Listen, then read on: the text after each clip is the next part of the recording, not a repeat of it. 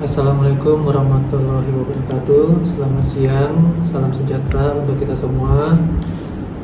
Saya bernama Dodi Salden Chandra, dosen tetap di Fakultas Ekonomi dan Bisnis Universitas Muhammadiyah Sumatera Utara. Saya mengampu mata kuliah Sistem Informasi Manajemen pada semester ganjil dan mata kuliah Ekonomi Manajerial pada semester genap. Saya di sini menerangkan bahwa untuk RPS, saya mempersiapkan capai pembelajaran mata kuliah yang saya bawa. Yang pertama, mahasiswa mampu menunjukkan sikap bertanggung jawab atas pekerjaan di bidang sistem informasi manajemen secara mandiri dan amanah.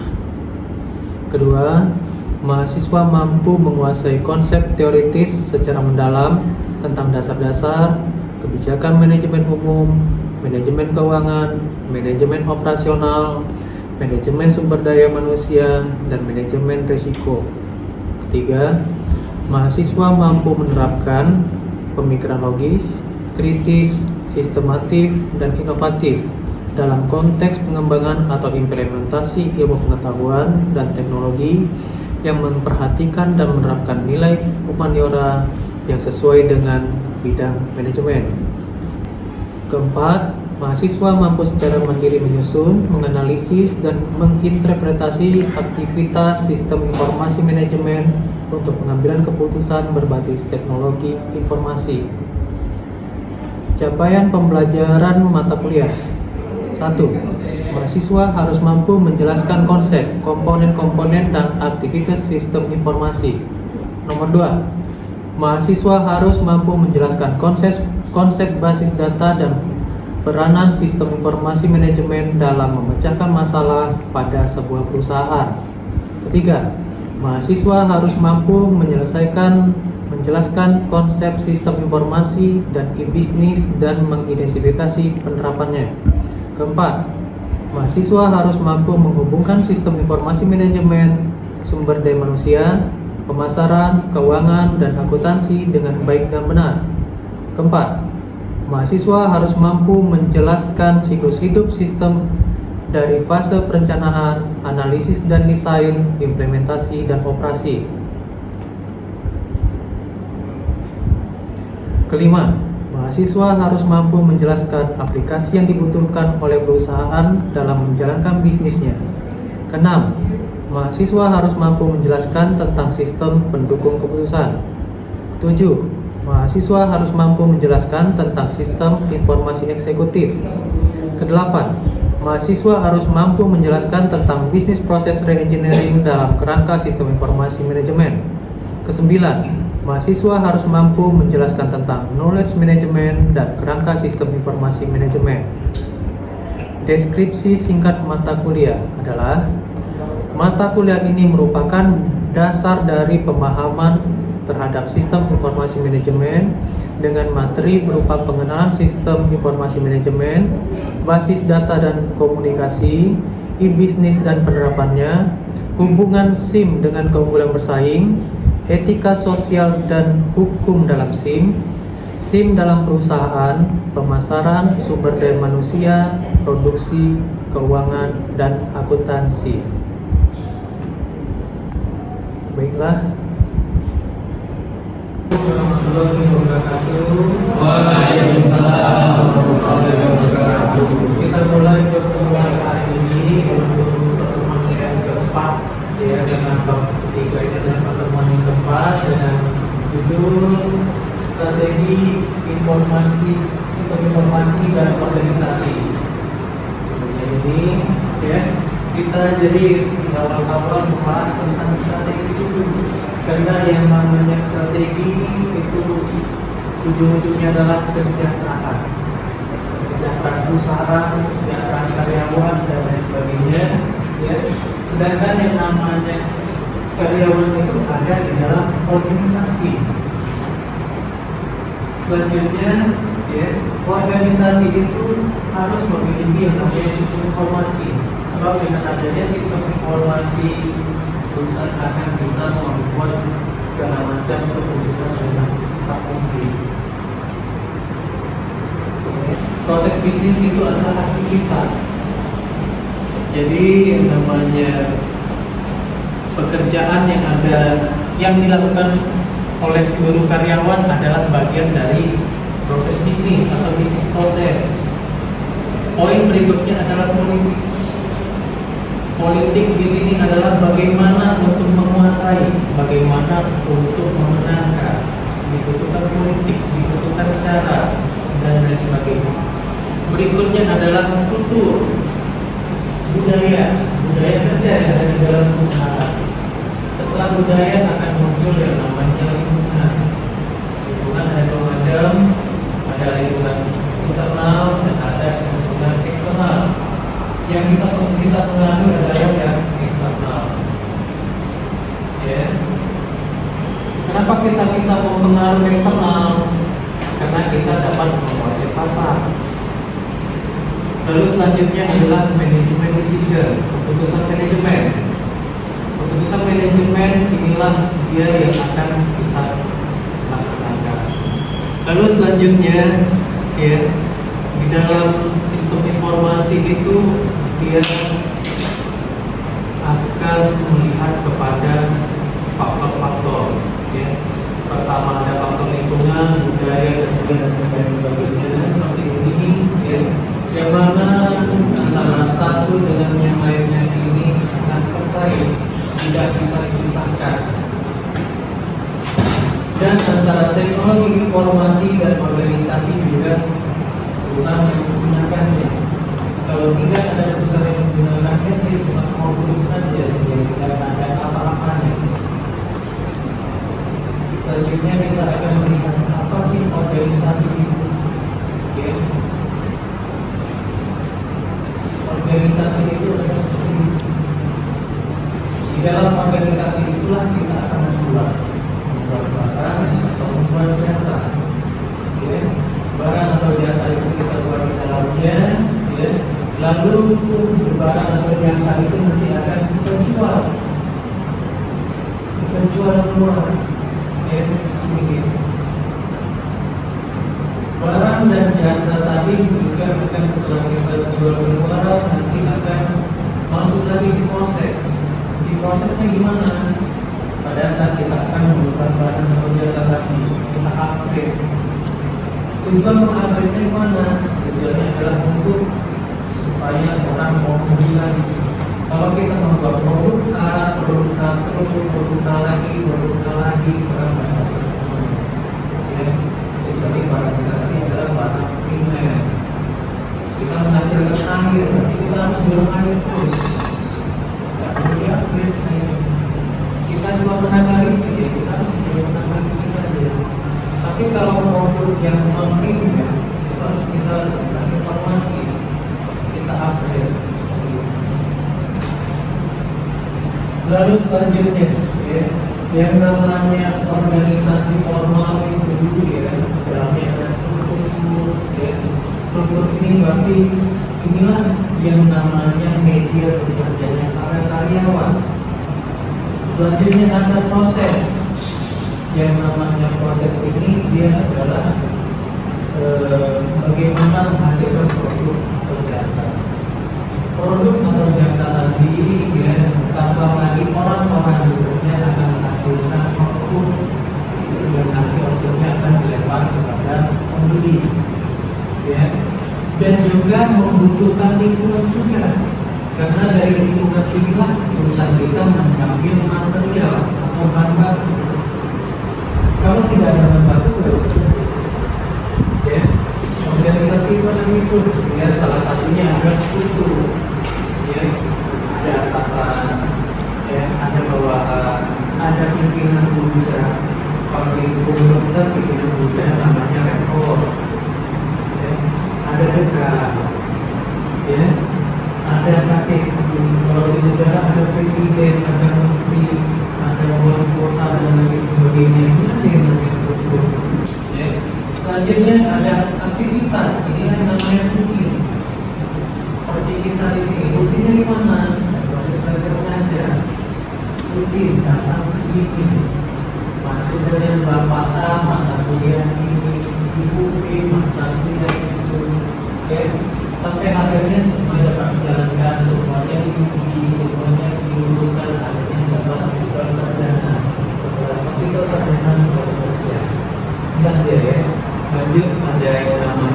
nanti ya ada kepemimpinan, ada konflik dan lain sebagainya yang politik di dalam organisasi. Biasanya politik itu akan menghasilkan perubahan. Lalu ada kultur yang dihasilkan ya, biasanya membawa dampak positif terhadap sebuah perusahaan. Selanjutnya kita lihat yang namanya perusahaan itu dia bertindak sebagai bola mata, lensa mata ya. Perusahaannya akan melihat kepada yang namanya pemerintah. Pemerintah ini memberikan peraturan-peraturan misalnya ya. Peraturannya misalnya undang-undang, lalu peraturannya memberikan tarif tentang pajak dan lain sebagainya. Lalu lensa mata tadi perusahaan akan melihat kepada kompetitor, siapa aja saingannya. Lalu selanjutnya ya, mengenai teknologi tadi kita lihat pada ini ya. Ada followers ya. Ada followers yang sifatnya bisa berbeda-beda tersebut arti ke arti yang lain. Selanjutnya kita masuk ke yang namanya struktur. Yang namanya bisnis itu ada tingkat-tingkatannya. Ada tingkatan yang paling besar sampai dengan yang paling kecil. Ya. Yang paling kecil yang mana? Ini. Ya. Ini. Entrepreneur. Di entrepreneur ini ya, kita kerjanya sendiri. Hasilnya untuk diri sendiri. Konsumennya belum kirim barangnya juga masih seadanya, masuk ke segmentasi. Ya. Lalu berikutnya adalah level yang besar lagi, masuk ke divisional. Ya. Di situ ada Fortune 500 perusahaan yang sudah level dunia, misalnya kayak Toyota Corporation. Kita jalan-jalan kemana pun ketemu mobil Toyota. Fitur perusahaan. Ada kurs, ya, ada peluang-peluang yang akan diraih. Dengan adanya perusahaan kita bisa mendapatkan tender di negara, ya, di kota Medan atau kota lainnya kita bisa mendapatkan tender. Dampak ekonomi, ya, sangat besar dampak ekonominya, apalagi dengan adanya IT. IT itu mengubah yang namanya transaksi zaman dulu dengan zaman sekarang. Kalau dulu kita harus kirim-kiriman surat dulu. Kirim surat ke sebuah perusahaan ya, memohon. Kalau sekarang ngirim juga tapi via elektronik, via email, gitu, dipencet enter langsung nyampe.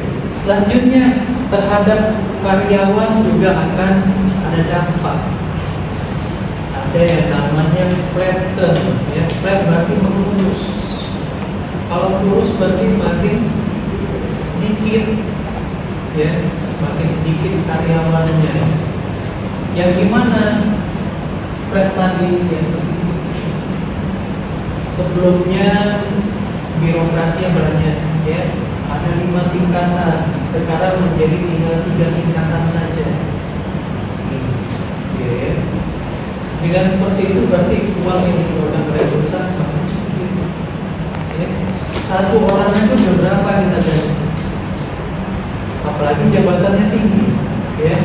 Untuk jabatan level yang ketiga dan yang keempat tidak mungkin kita bayar gaji 1,5 juta, 2 juta ya, belum lagi fasilitasnya. Bagi perusahaan-perusahaan yang tidak adaptif ya, mereka akan tertinggal, bahkan akan tutup ya. Adaptifnya gimana? Ya menggunakan internet dalam organisasi.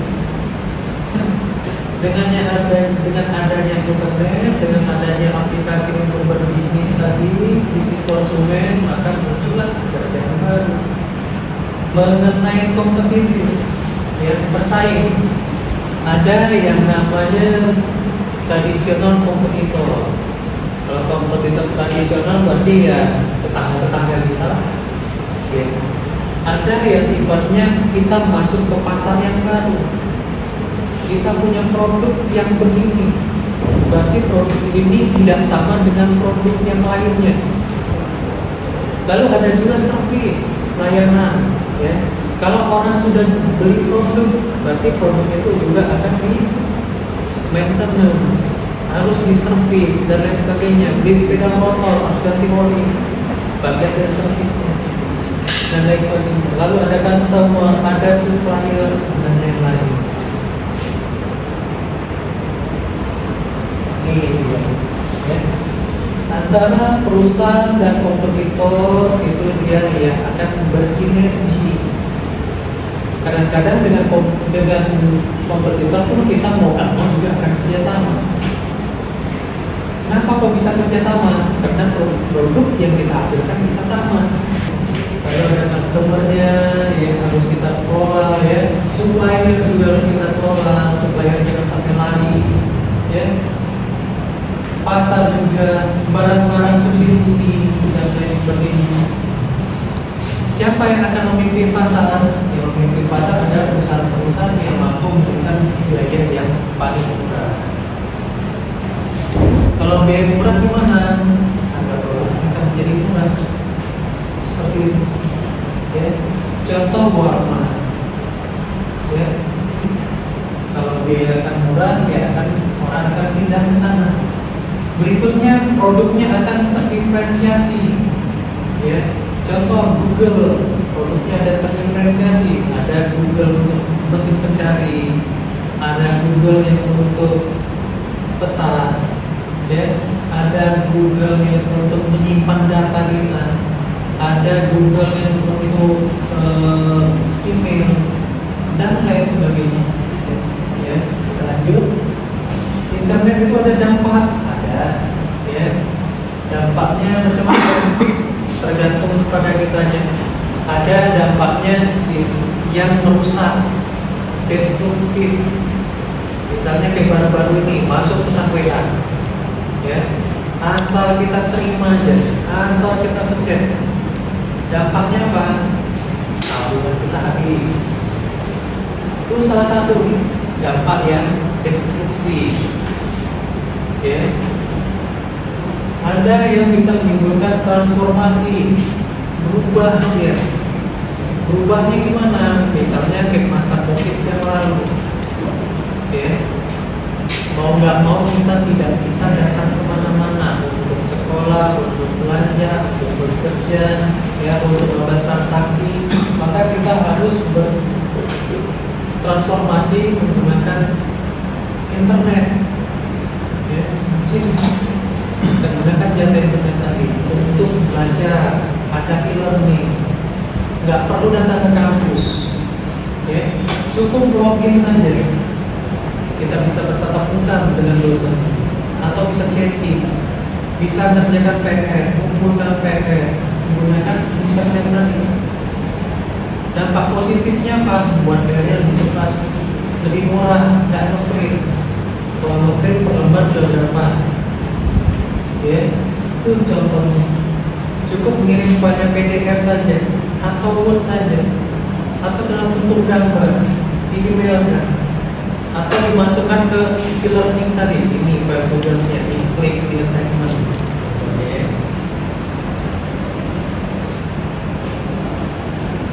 Ya. Ada hubungan dengan pasar dan juga akan masuk kepada basis konsumen. Basis konsumennya bagaimana? Basis konsumen itu akan dimasuki secara langsung oleh yang namanya halaman internet tadi. Ya. Dengan beriklan di internet, maka orang akan banyak lihat. Bukan orang Indonesia ini ya, dari negara manapun ada. Contoh misalnya kuliah online, ya. Kita teregistrasi sebagai mahasiswa di salah satu kampus online. Apakah kita harus datang ke kampus tadi? Kita bisa via online aja. Sedangkan kampusnya mungkin ada di luar negeri. Misalnya kampus yang ada di luar negeri, di dalam negeri pun mahasiswanya ada yang dari luar juga. Contoh UT dan lain sebagainya. Mahasiswanya ada yang dari Korea, ada yang dari Jepang, ada yang dari Arab Saudi. Tapi lancar bahasa Indonesia, karena orang Indonesia yang bekerja di sana mereka mau kuliah. sambil online, mereka pilih mau jam berapa dia, mau hari apa, bisa. Sehingga muncul oportunitas baru, kesempatan baru untuk berbisnis, kesempatan baru mendapatkan pelanggan yang banyak, kesempatan baru untuk mendapatkan mahasiswa yang lebih banyak. Demikianlah materi perkuliahan kita untuk